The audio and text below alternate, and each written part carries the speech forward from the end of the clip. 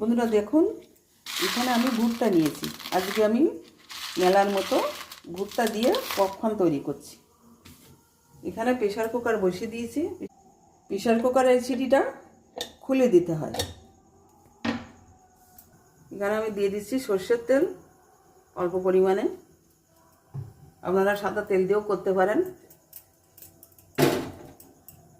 তেলটা গরম হয়ে গেছে, দিয়ে দিচ্ছি তেলের ভিতর ভুট্টা।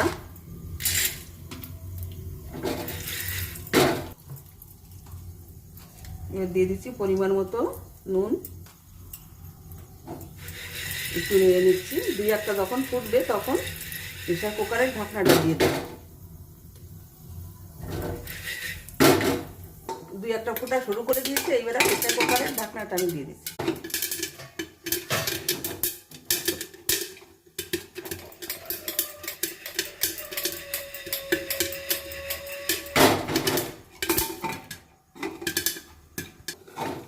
এই দেখুন কত সুন্দর হয়েছে, এখনো ফুটছে। বন্ধুরা দেখুন একেবারে মেলার মতো পপকর্ন ভেজেছি।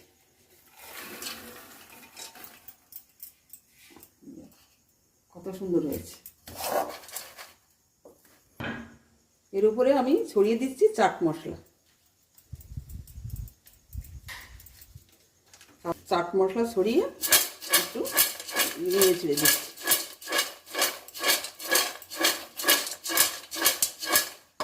তৈরি হয়ে গেছে আমার মেলার মতো পপকর্ন। আপনারা বাড়িতে ভুট্টা এনে এইভাবে তৈরি করে খেয়ে দেখবেন, আপনাদেরও ভালো লাগবে।